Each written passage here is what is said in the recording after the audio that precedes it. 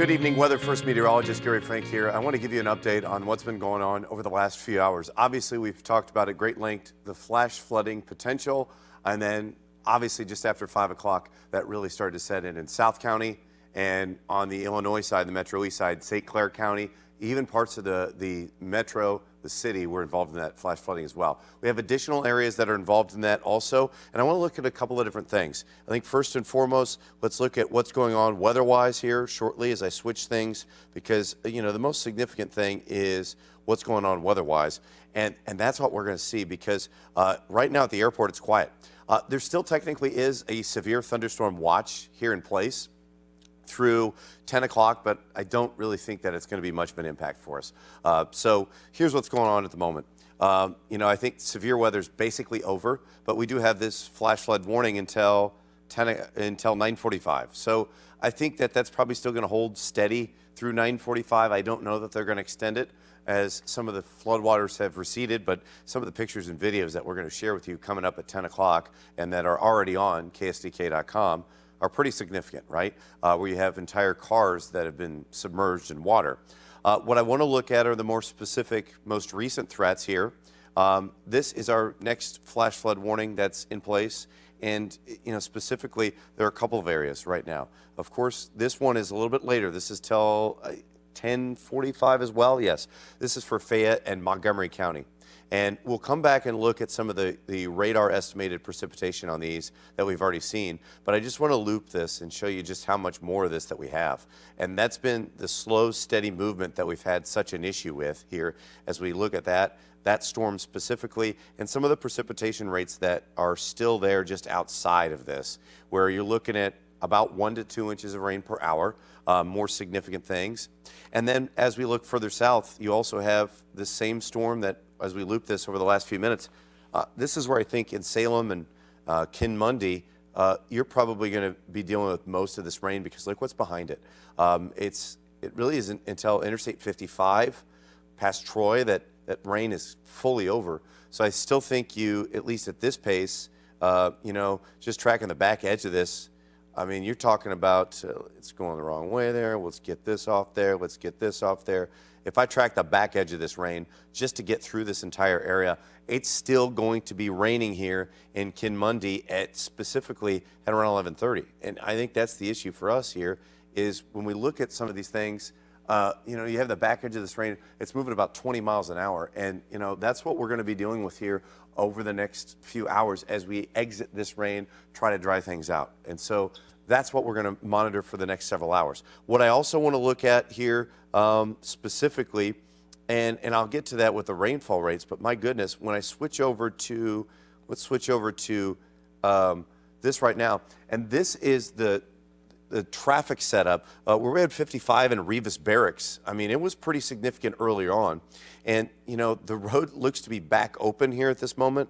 But what I want to look at here is the fact that, look at what's going on here. Some of these roads were completely closed, and these are major interstates. We had a couple of different major interstates, which it still shows me that parts of it are closed, although the traffic cam tells me otherwise. So the traffic data may be just a little bit behind.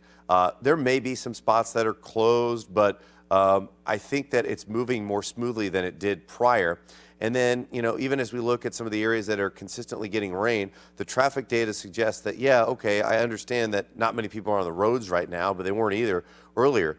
Really from Kinmundy and Salem, there are some slow spots that the traffic data suggests that, yeah, maybe that it's on the slower side when it comes to traffic data, and you're probably going a little stop and go.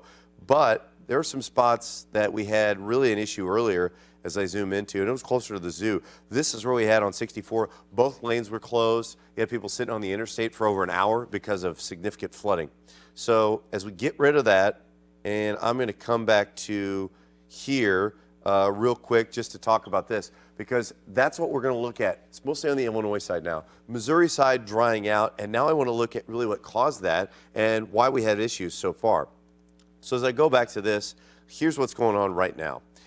We have this radar estimated product that kind of tells us how much rainfall probably has fallen so far. And I think some of it may be underestimating to some degree even, but up to 6 inches of rain in many cases, as we have from the Carondelet neighborhood to Sugarloaf to Falling Spring, and really in Afton as well, because, you know, this area is telling me specifically that Afton had 1.5 inches of rain, and I got some localized reports that tell me otherwise. I mean, we had some rainfall rates that were exceeding an inch every 15 minutes. That's how hard this rain was falling, and that's why we had this area-wide issue that has gone on as well. And so you see that's gone through Smithton, Freeburg. It's that same cell from Mascoutah. We also have cars that have been submerged in Mascoutah. We've got some reports from our emergency management partners in Nashville as well on 64.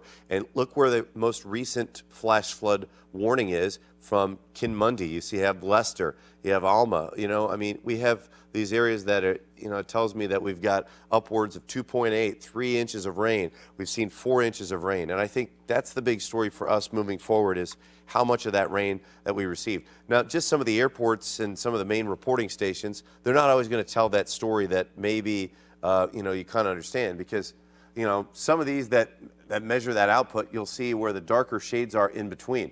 Yes, the airport got shy of an inch of rain, but this specific area with that training rainfall from Washington all the way to Augusta, and then eventually some of these, you know, spots that have been picking up quite a bit more, Vandalia will pick up and add, but specifically, like, you know, where we typically get our readings from, the airport, you know, you have Belleville, Scott, you know, you have Rolla, those areas.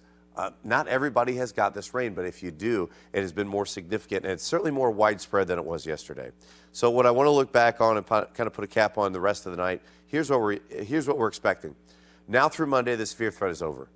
You know, I think that the threat is over here as heavy rainfall rates will continue east. And we got some dry time overnight, and that's going to help us kind of regather ourselves before more rain arrives tomorrow. I think it's a different setup tomorrow, so it may not be quite the same as, you know, this significant rainfall that we have.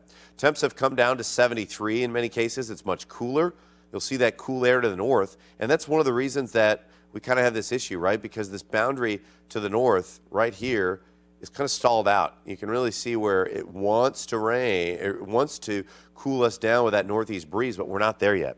And so here's what it looks like into the overnight hours. I think the rain quits, but for the most part, we're going to see a dry start to the morning, and then another round by the afternoon, late afternoon into the first part of Tuesday. I think it's wet, and then rain kind of exits, and then finally we dry out. So that's what we're looking at for the next few days. So from a standpoint of, you know, what we're going to see over the next several hours, you know, that's the big story. We have a lot of really good pictures and video that you have sent us that we will share with you here coming up. But do expect that we're going to stay in the mid-70s the next couple of days. We can't shake the rain threat, showers especially late on Monday, Tuesday, and then I think we finally dry out the second half of Tuesday and Wednesday and Thursday. More storms on Friday as our next front arrives, and then really cools us down, dries us out. But we do have more of a wet pattern, which we asked for at least a short period of time. We're going to dry things out, and we'll kind of have updates for you. And we hope you join us at 10 o'clock for an update on more pictures and videos. We hope to see you then.